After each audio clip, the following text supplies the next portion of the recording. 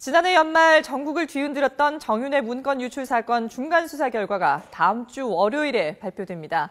문건이 어떻게 유출됐는지와 비밀 회동이 실체가 없었다는 것에 대해서는 대략적으로 규명되지만 관심사였던 정윤회 국정 개입 의혹 등은 아직까지 풀리지 않았습니다. 취재기자 연결해서 알아보겠습니다. 이승현 기자. 네, 서울중앙지검에 나와 있습니다. 네, 저희 검찰이 청와대 문건 유출 사건 중간 수사 결과를 다음 주 월요일에 발표한다고요?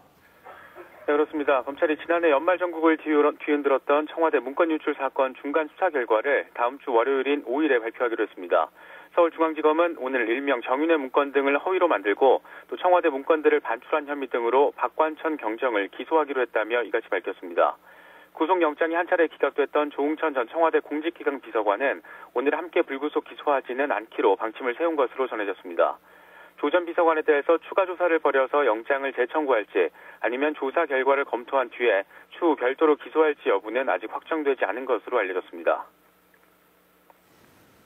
자, 결국 이번 사건 주범으로 박관천 경정만 재판에 넘겨진 셈이 됐군요. 네, 일단 현재 상황만 놓고 보면 그렇습니다.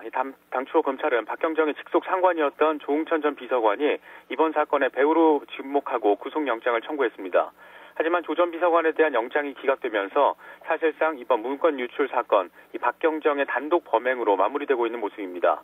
결과적으로 청와대 문건 유출 경위가 일부 규명되긴 했지만 정윤회 씨가 실제로 국정에 비선 개입했는지 여부 등은 아직 수사가 제대로 이뤄지지 않은 셈입니다.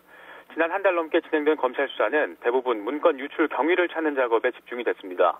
검찰은 일명 십상시 모임의 실체가 없는 것으로 파악된 만큼 정 씨의 국정 개입 의혹도 허위일 가능성이 높다는 입장입니다. 하지만 정 씨와 청와대 핵심 비서들이 주축이 된 또 다른 비선 모임이 있었는지 등은 구체적으로 검증되지 않았습니다. 더구나 문화체육관광부 인사 등 비선 개입 의혹의 핵심 사안에 대해서는 사실상 조사가 아예 이뤄지지 않았습니다.